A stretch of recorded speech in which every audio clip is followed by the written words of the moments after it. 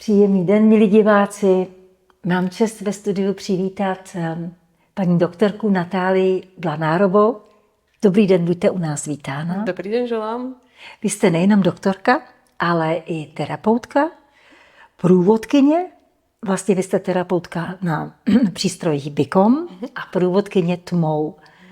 No moc se těším na naše povídání, protože tahle kombinace mi připadá úplně ideální. Rozumět tělu, duši, duchu a ještě k tomu dokázat prostě se do toho ponořit do největší hloubky.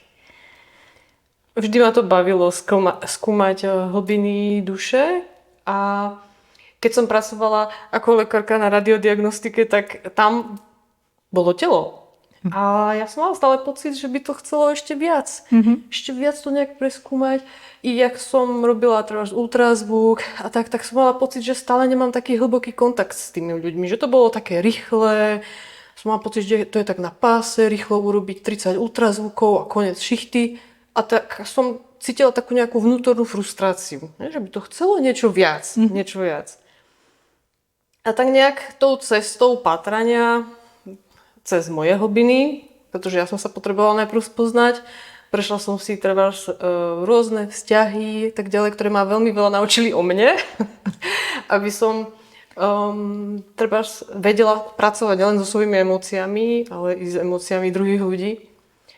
A zároveň som sa dostala takouto celou tou cestou až k sprievodkyni tme, kde kombinujem prácu s emóciami, myslou, telom a biorezonančná metóda BICOM mi pomáha to tam celé úplne ako dotuniť, aby to bolo úplne presne, aby sa tam pracovalo presne na mieru danému klientovi. Pretože som toho názoru, že každý je jedinečný, každý nesie jedinečné dary a každý sa má vrátiť tej svojej jedinečnosti, ktorú stratil počas svojho života. Takže to je také v skratke.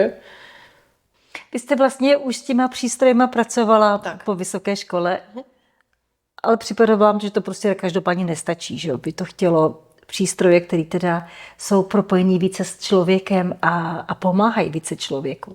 Tak. Když to řeknu takhle zvláštně. Jak mám pravdu povedať, bavilo ma učiť sa anatómiu, ale stále som cítila, že to chce ešte niečo viac. Bavilo ma tam diagnostikovať, kde čo je, aké sú anomálie cievne, kde sú príčiny tých ochorení, treba keď prišiel infarkt, to už sú ako akutné prípady, to už bol až taký ako, no bolo to na hrane života a smrti, bola tam veľká zodpovednosť a chýbala mi tam ale taká tá hĺbka, tá cesta toho, čo viedlo toho klienta, že sa dostal až do takej fáze. A klienti, ktorí mi prichádzali v nemocnici na ultrazvuk, tak som mala pocit, že to nemajú nejak tendenciu riešiť, že si myslia, že to je bežné. Že mama to mala, otec to mal, tak to budem mať i ja. A je to tak, že brali to tak ako.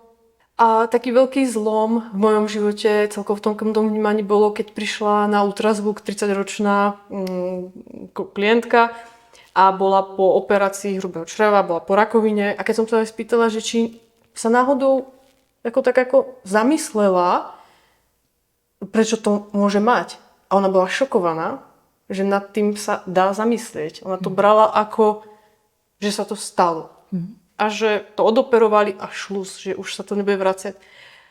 A uzavrela to. A ja ako som tam cítila taký ten rozpor toho, že ja by som chcela ísť hlbšie. Celkovo v tej práci. Na príčinu, že? A na príčinu. A bolo tam sled rôznych udalostí, ktoré ma doviedli k tomu, že som tú medicínu nakoniec opustila. Ale ten šok bol potom, čo ďalej. Treba že čo teraz budem robiť? Opustila som niečo, na čo som sa učila. Dlho sa mi nedarilo dostať na tú vysokú školu, som si to vyslovene oddrela a teraz to mám pustiť a začať na novo. Akože ako mám ísť, čo mám robiť?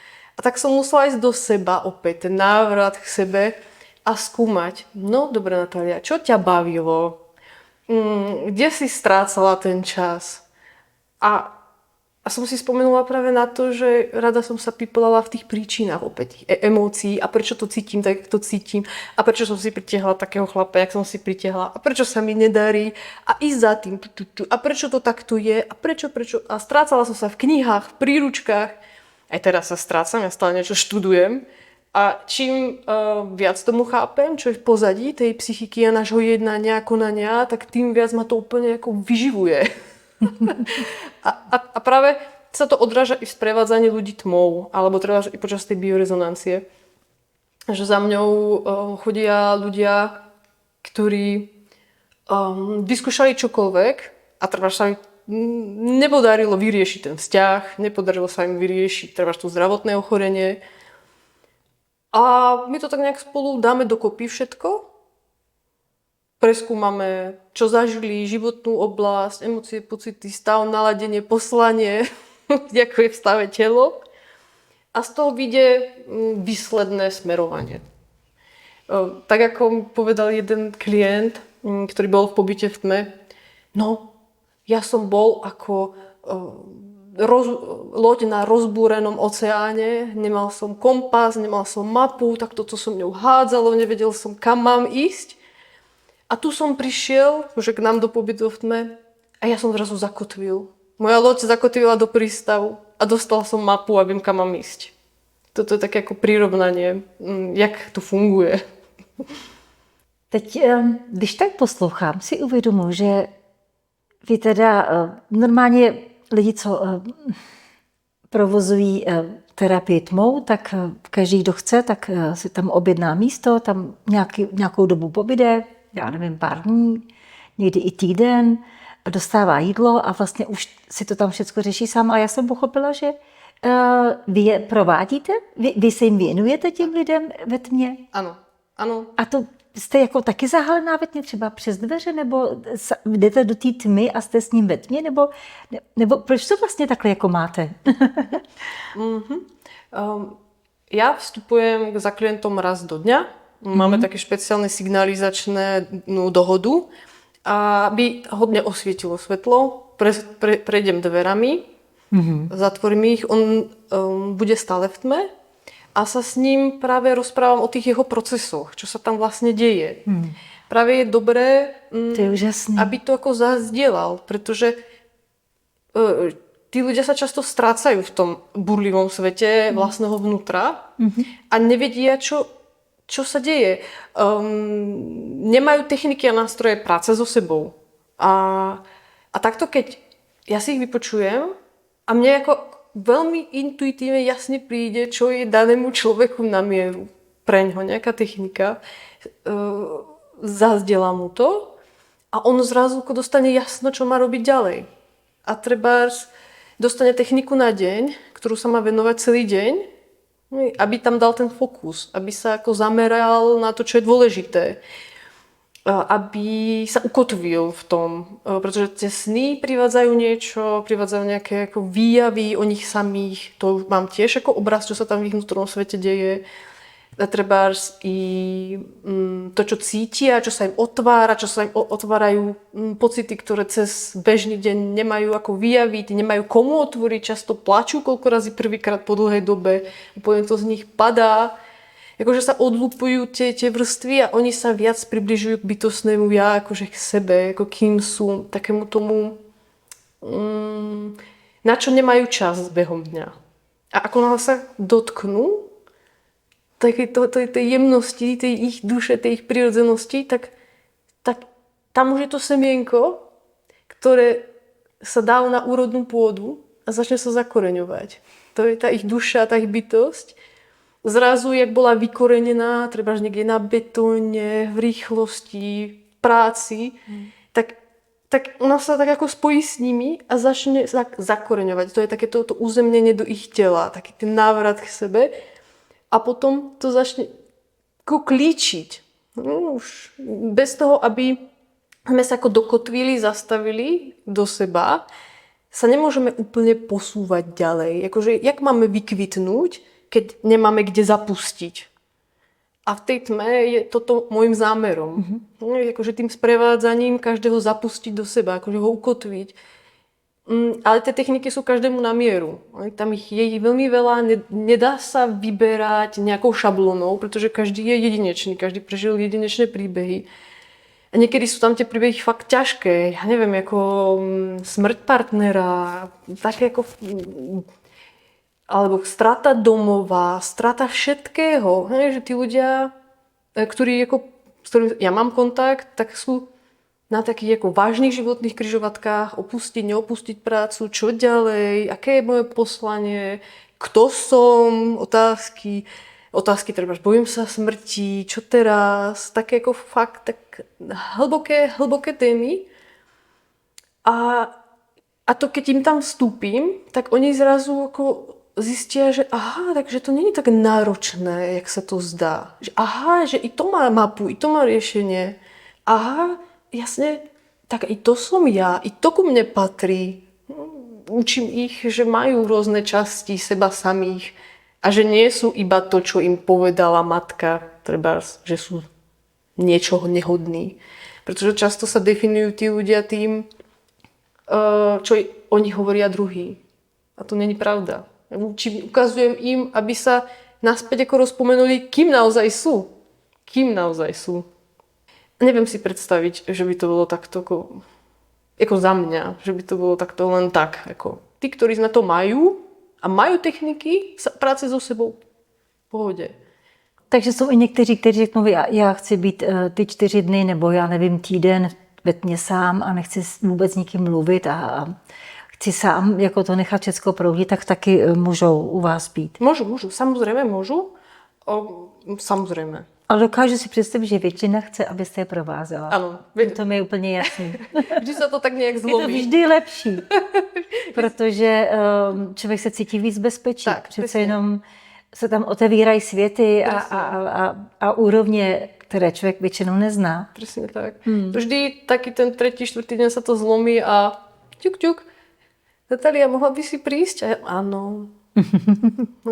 A už sa ako vstupuje do toho a už je tam tá kotva. Ako v tej tme je dobre byť uzemnený, akože zemitý, ako púšťať tie korene do zeme. Aby sa ako otvorili ešte väčšie vhľady. Ano. Ale aby to bolo naozaj to, čo tam patrí k tomu človeku. Aby to nebolo ako neuzemnené, neukotvené. Akože dosť sa zameriavam na ten návrat i do tela. Že bez toho, aby sme ako necítili samých seba v tele, tak to nejde. Ten návrat toho vnímania, pretože tá duša potrebuje naše telo, aby sa mohla prejavovať. Ako kvôli čomu tu prišla? Cez čo? Aký má nástroj? A často vydávam klientov, ktorí sú úplne odpojení od tej duše a keď odmietajú svoje telo a tú hmotu, tak jak sa chce prejavovať? Že čím viac je človek ako ukotvený v tom tele, tak tým viac ako tá duša môže ako expandovať. A práve tá biorezonancia i pobyt v tme pomáha to telo akože očistiť, upokojiť, odstresovať. Ľudia dostanú techniky práce s emóciami, čo s tým, keď sa to zrazu vráti, aby vedeli, pretože ľudia nemajú techniky, jak pracovať so sebou, pokiaľ cieľene potom nejdú. Taký bežný človek ako sa vôbec v sebe nerozumie a to je zmietaný, nevie čím. No.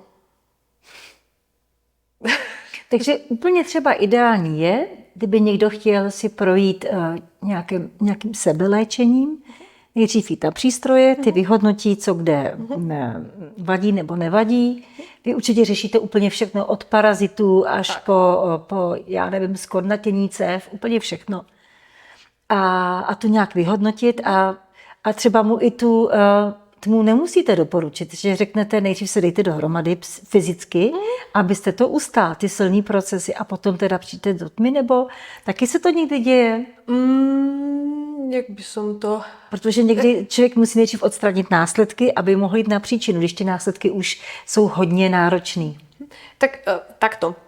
Sú klienti, ktorí idú čisto iba na biorezonanciu. A si nevedia predstaviť, že by šli do tmy. Že je to pre nich ako Ale sú klienti, ktorí sú tak vyčerpaní, tak KO, tak vystresovaní z toho života a tie veci sú tak náročné, že chcú vypnúť a zresetovať baterky. Jo, takhle. A tu, ja keď stretnem toho klienta, tá biorezonancia má nejaký následok. Počas prvého sedenia tam je základná diagnostika. Ale ak človek chce kombinovať túto biorezonančnú metódu s tmou, tak sa urobí práve takéto odblokovanie, odstresovanie, vyladenie. Ja zistím, čo je v disharmonii v tom tele a v tej tme sa zameriame na to. Že ten človek sa dospí, biorezonancia dojde, tie procesy v pobytu v tme sú rýchlejšie a lepšie, človek sa rýchlejšie zregeneruje a trebárs i klienti, ktorí pracujú so sebou, majú nejaké rôzne metódy práce so sebou a trebárs i terapeuti chodia a tak ďalej, tak hovoria, že no a ja som si zrazu veľmi rýchlo uvedomila, čo kde je. Zrazu veľmi rýchlo im nabiehajú procesy. Protože se věnují jenom sami sobě, že jsou tam jenom sami se sebou. Tak. Ale čo som si všimla, že po tej biorezonancii majú rýchlejší návrat k sebe. Že rýchlejšie im fungujú tie techniky. Hovorím treba o tých terapeutov napríklad, ktorí prišli, že im to tam rýchlejšie nabieha. Že rýchlejšie vnímajú samých seba. A treba tí, ktorí prišli a sú úplne vystresovaní a potrebujú fakt vypnúť, treba ako rôzni manažéri, alebo niekto, kto rieši nejakú ťažkú rodinnú záležitosť, neviem, rozvie sa, nerozvie sa, odísť z práce, neodísť z práce, tak človek v tom strese nemá nadhľad, čo má urobiť ďalej, čo je správne. A či je to správne toho manžela opustiť, keď človek je v takom strese, že ho stresuje i to, že spadne pierko na zem.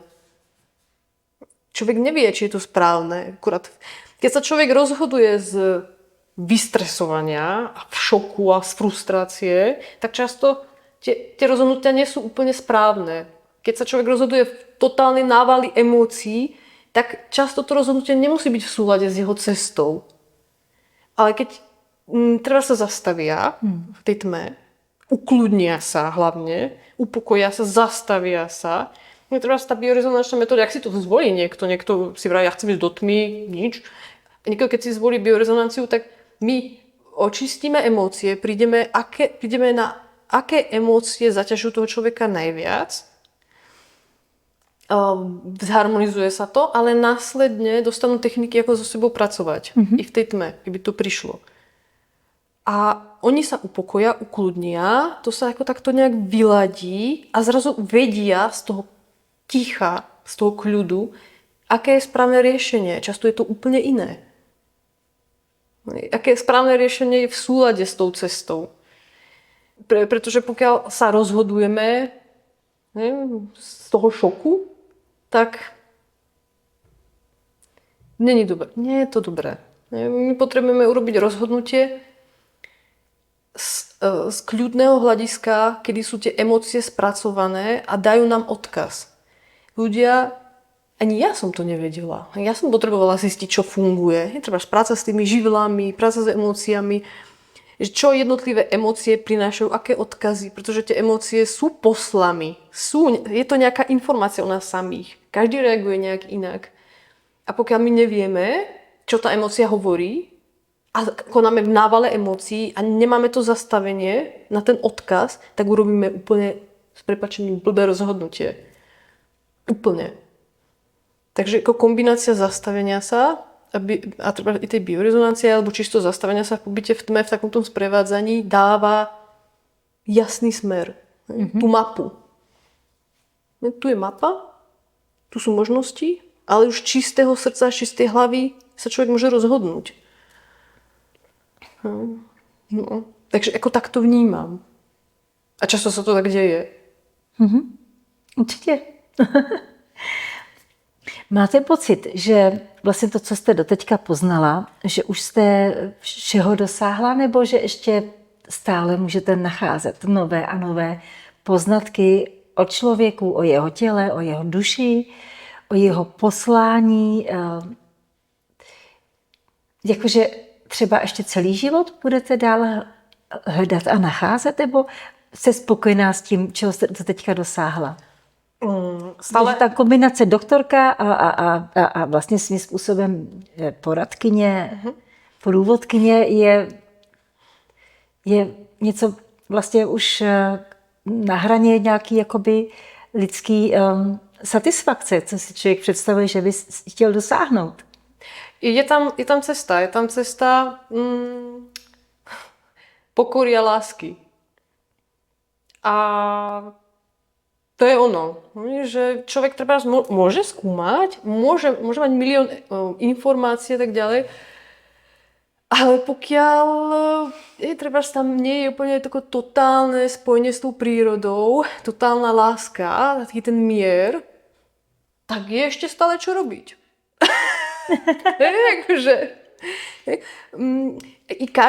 U každého to je. A trebárs, ja mám stále výzvy. Tá ľudská psychika, alebo i to podvedomie, trebárs i takéto, čo je vzadu, sa stále ukazuje cez interakciu s druhými ľuďmi. Že ja ako veľmi veľa vecí stále o sebe spoznávam. Ja som není vôbec hotová. Koľko razy si hovorím, že koľko pokory človek potrebuje do toho života i do toho sprevádzania. Koľko lásky, aby bol človek čistým kanálom pre tú komunikáciu s tými klientami v tej láske, to je vrcholné umenie.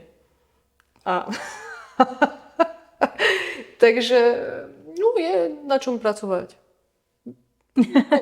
A je stále co poznávat, že? Je stále čo poznávať. Napríklad čo sa týka toho nevedomia ľudského, ja by som chcela fakt ako poznamenať to, že je dôležité začať samého seba pozorovať a čo na ten svet projektujeme. Že my si myslíme, že tí ľudia, ten svet naokolo, že to je pravda, že to, čo si myslíme, že je to pravda. Ale často je to naša vlastná, nejaká nespracovaná projekcia, nespracovaná vec, ktorú my vidíme na tom partnerovi, my to vidíme na tom druhom a myslíme si, že on to má a on je najhorší, on by sa mal napraviť. Tu treba vždy dať pozor. Alebo trebárs i... Čo by som chcela spomenúť, je i niečo, čo sa nazýva ako naučená bezmocnosť. Ľudia si myslia, že nejaké veci nemôžu. Pretože sú obětí. Presne. Že je to takto dané a že už to nemôžu zmeniť. A koniec. Nebudú to meniť. Mňa tento koncept ako veľmi, veľmi som tu zbystrila, keď som toto ako zaznamenala, pretože je bezmoc, dobré, ale naučená bezmocnosť. To je taký ako level, že si človek povie, to pre mňa nie je možné, ja nebudem. Konec. Hneď to uzatvoria bez toho, aby sa vôbec začali snažiť.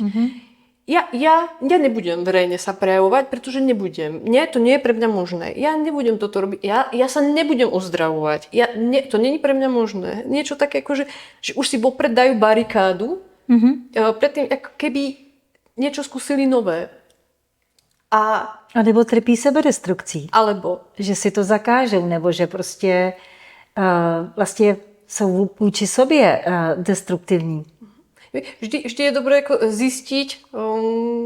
Tak co s tím děláte, když třeba takhle někdo člověk je sebedestruktivní a řekne, to nejde, to nedokážu, nebo nemám na to, jsem dost špatný na to, abych to dokázal?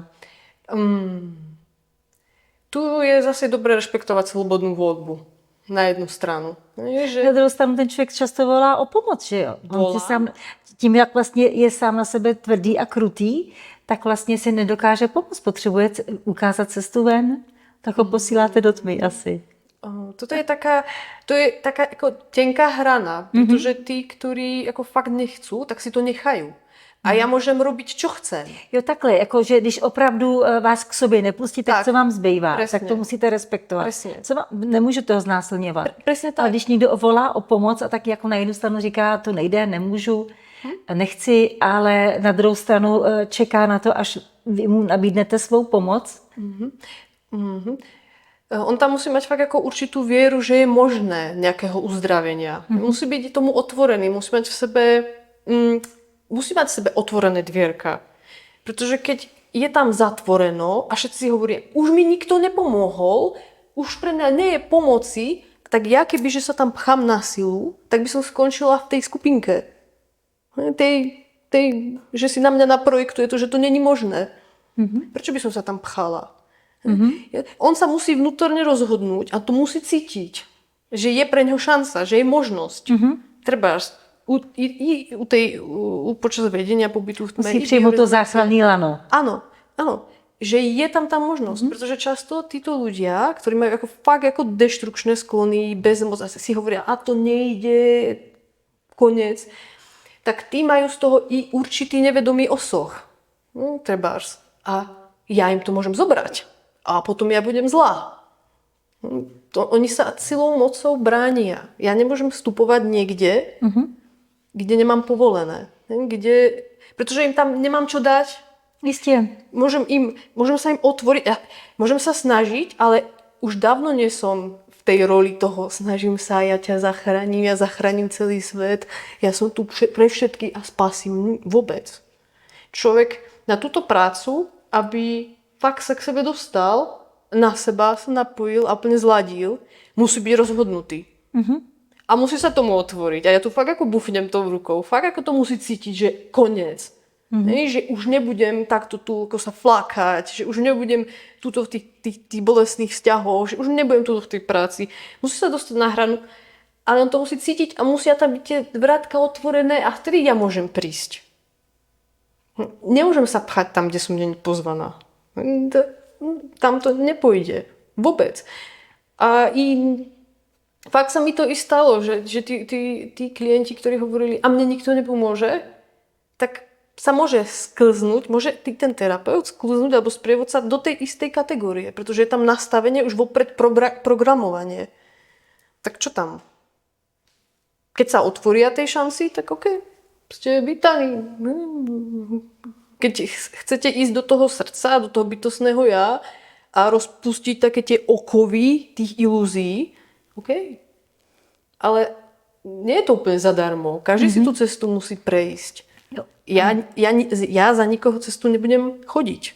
Ja môžem ukázať, tu je mapa, tu sú techniky a ty buď budeš chcieť, skúsiš to a budeš trénovať, alebo nie.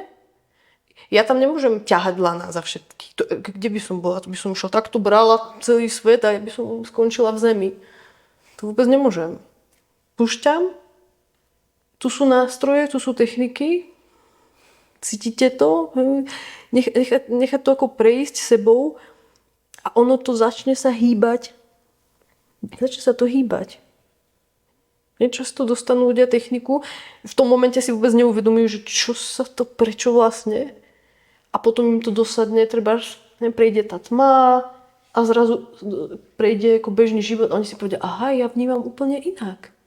Ja zrazu v tých situáciách, kde som zažíval úplne zachvaty hnevu, som kľudný. Ja zrazu nemusím užívať lieky na vysoký tlak. To je čo? Úplne sa divia. Jak je možné, že tento človek, ktorý ma úplne vytačal, tak ja mám zrazu úplne kľud. Zrazu je tam ako kľud. Je tam pokoj. Je tam aké to vyhľadenie. Vedia, čo majú robiť. Ale oni potrebujú ísť naproti. Prostě k tomu musí dozrát. Tak. Taky to musí moc štvát, že řeknou a dost. Môže. Ono niekedy sa pichne do osieho hniezda. A niekedy je to tak bolestivé, že sa môžu nastaviť ako obrany ega. Samozřejmě. A si povedia, nie, ja si to musím nechať. Ešte si to musím nechať. A každému hovorím, dobre, ešte je niečo, čo si potrebujete nechať. Ja to nebudem brať nikomu, pretože všetko, čo máme, nám slúži. Má to nejaký pozitívny dopad alebo osoh. Treba i to, že sa niekde nahneváme alebo robíme nejakú scénu, tak nám slúži. Ale my sa potrebujeme naučiť ako reagovať tak ako v súlade, v tom kľudu. Nebyť v afekte, pretože blížime druhým i sebe. No. Které momenty nebo situace považujete jako za nejtěžší, v kterých se člověk může naskytnout? Tak, dá sa na to pozrieť rôzne, ale vždy záleží od toho, v akom sme stave, keď nastane nejaká situácia. Ako náhle sme emočne rozhodení, nemáme spracované veci, sme unavení, vyčerpaní, nemáme dostatok spánku, tak nás totálne môže rozhodiť úplne ako drobnosť. Záleží to od našej východiskovej situácie, v akom sme. My môžeme mať v sebe toho tak veľa nahromadené a partner urobí niečo, čo urobí takú tú povestnú poslednú kvapku a my sa budeme chcieť rozvádzať. A to je akože už sek, alebo treba sa v práci niečo stane a vám príde, no tak idem dávať výpoveď. Alebo vždy záleží od toho, v akom sme stave. A někdy můžeme třeba mít i velmi závažnou nemoc, tak. třeba až smrtelnou a Presne. přesto to můžeme dobře zvládat a mít sílu na to se z toho zbavit. A někdy jsme tak dlouho tak vyčerpaní, že nás položí i malá situace nezákeřná. Presne, a tu chcem práve povedať, že je dôležité fakt ako preventívne sa venovať, treba si zájsť si do tej tmy, neísť až keď bude pozde. Preventívne si dopriať odpočinok, treba si akože preventívne si dať, dobre, tu si zájdem do tmy, vyladím sa, tam si treba, jak budú chcieť ako rezonanciu, vyladím sa, usporiadam si to, nastavím si, čo je pre mňa dôležité, priority, hodnoty a tak to výjdem z toho oddychu do toho sveta. Preventívne. Ľudia majú tendencie to riešiť, až keď to nastane. Dobre, i to je cesta. Každý sa nejak učí. Ale je fajn ako preventívne si to dávať do toho diáru. Aby človek sa nedostal úplne na hranicu svojich síl, pretože tuto z tejto hranice bude reagovať afektovane. Tam je toľko potlačených emócií, to i vydávam práve často. Keď sa človek dostane na svoju hranicu, kedy je totálne vyčerpaný, vyhorený, kedy ako úplne totálne nevláda, práca je úplne na nič, veľa práce, vzťahy, koniec, tak sa chcú zrazu rozvádzať, končiť prácu, ale pritom stačí sa zavrieť na týždeň do tmy, dať si pokoj, analyzovať si to. Do prírody, však táto má aj v prírode. Takže úplne v pohode. Ono ide o to, že ten pobyt v tme samotný, áno, príroda je super, alebo dobre, idem hovoriť o tých efektov pobytu v tme. Tam sa človek fakt zastaví vnútorní, nemá tendencie uhýbať tou pozornosťou inde, pretože aké krásne more, aké krásne stromy, ale nevidí seba zas. A v tej tme sa potrebujeme fakt vnútorní, potrebujeme sa zastaviť a cítiť, ako sa má moje telo. Na čo sa mi deje v hlave? Čo cítim? Jak mi je? Kde mám problém? Tam potrebuje človek fakt sa zastaviť, pretože my, ak chodíme, utekáme na tie dovolenky a tak ďalej, tak stále sa odputávame od seba. Ako dovolenka je fajn, akože nikomu nič nezakazujem. Ale keď sa človek chce naozaj zvnútorniť, tak nech sa zvnútorní na poriadok. Do dychu, do všímavosti, zistiť, kým je, čo ho láka, čo je. Na to potrebuje čas. Nemôže po ňoho každú chvíľku niekto niečo chcieť. Pretože i na tú dovolenku si človek môže zobrať pracovný telefón a vybavovať. A písať maily. A čo som ešte nevyvolal? A ešte potrebujem niečo. A furt si akože dávať ten adrenalín. Ale keď je človek v tme, tak tam je to rídze. Tam je to čisté. Tam je človek sám za seba. Neutečie. A ono to príde. Človek zistí, kým je, čo ho trápi, čo potrebuje vyriešiť a vidí to reálne. A keď sa človek ako fakt na to díva ešte z toho, že je vyspatý poriadne, tak hneď je na to lepší pohľad. Takže ako fakt je rozdiel, k čomu ako pristupujeme, z aké polohy. No. A treba, i keď sa človek fakt akože chce zresetovať a úplne ako vyladiť, tak tá biorezonancia pre to tmo je úplne ako total level. Psychosomatika úplne vyčistí hlavu, telo, človek je zrazu taký ako prázdnejší, je taký zharmonizovaný, má potom ten čip počas celého pobytu v tme, takže to ešte pôsobí, ešte to doharmonizováva to telo. Človek to môže dospať, Pretože pre telo to býva niekedy záhul, tá biorezonancia, pretože ako fakt to tam ide ako presne. Takže si to človek dospí, pekne sa to dokotví a porieši si veľmi veľa vecí, akože sa fakt vie veľa vyjasniť. Akože za mňa je to ako super kombinácia. A kolik dnů potřebuje člověk, tak, aby to všechno zvládl, se dospal, douklidnil, dovyčistil? Co doporučujete? Tak 4 dny, týden? Dáme od Záleží 5 podle typu dní člověka? a podľa typu človeka, od tých 5 dní do 7 dní a vyššie. Záleží, jak človek chce ísť hlboko, ale treba ja poviem príbeh jednej klientky, ona chodí k nám opakovane, že si dávala 4 dní, 4-5 dní a potom si dala 10.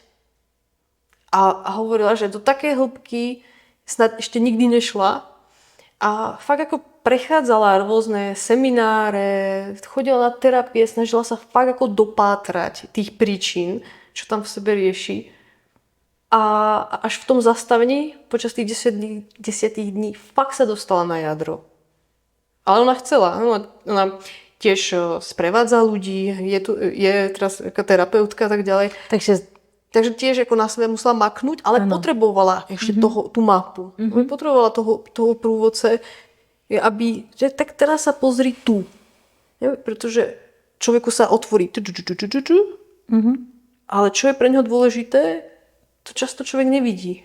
Ale tam príde taký ten ťuk, ping, to teraz sa pozri tu. A on, aha, jasné, to ma ani nenapadlo. A pre ňu, čo bolo úplne super, keď si uvedomila po tej tme, že je dospelá. Reálne. Že si uvedomila, že má vek taký, aký má. Že je dospelá slobodná žena. Že sa môže rozhodovať, jak chce. Že nemusí sa nechať vláčať svojimi emóciami. Že ona cítila slobodu, neskutočnú slobodu. Že sa môže rozhodnúť, ako bude reagovať na určitú emóciu. Ako bude reagovať na určitú myšlienku a či si vôbec zvolí, že bude chcieť na takú myšlienku alebo emóciu. Že ona sa dostala ako trošku ako... Z toho vystoupila. Presne, presne. Z těch zaciklených mechanismů. Tak. Takže dá sa z toho vystúpiť. A to je ako veľká alchymia. I pre mňa ako treba z sprievodcu, keď je každý má iný príbeh a byť tam a zároveň tam nepchať svoje veci, byť tam fakt akože v tom ako ultra, ja som taký ako ďalší pozorovateľ v tej tme, ktorý sa takto pozerá a môže ako ťukať. A teraz tu. A toto je dôležité. Tink, a odídem. A potom prídem a pozriem sa, tink, a zase odídem. A ono to má ako veľmi pekný efekt, keď je to korigované, keď to nie je úplne divoký proces. Ale kto chce, môže mať divoký proces. Akože fakt treba rešpektovať tú slobodnú voľbu. Nezasahujem. Pouze provádím a vedu, že? Tak, že treba rešpektovať. Fakt treba rešpektovať ako tú slobodnú voľbu toho človeka. Moc se mi s vámi líbilo povídání. A já věřím tomu, že ve své práci budete dál pokračovat a jenom ji více a více prohlubovat. A určitě jste fanoušek do přístrojů, takže určitě neodmítnete další a další novinky. Je mi to jasné. Se těším. Chtěla bych vám popřát hodně štěstí a hodně elánu do vaší práce, protože to člověk vidí rád, když má člověk hodně elánu i po x letech práce.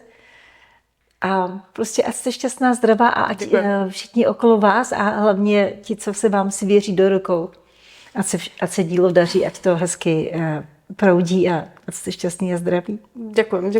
Ďakujem za pozornosť a som fakt vďačná, že som to mohla takto prejaviť. Moc rádo se stalo a moc nás těšilo. Mám radost? Mějte se. Vy taky diváci.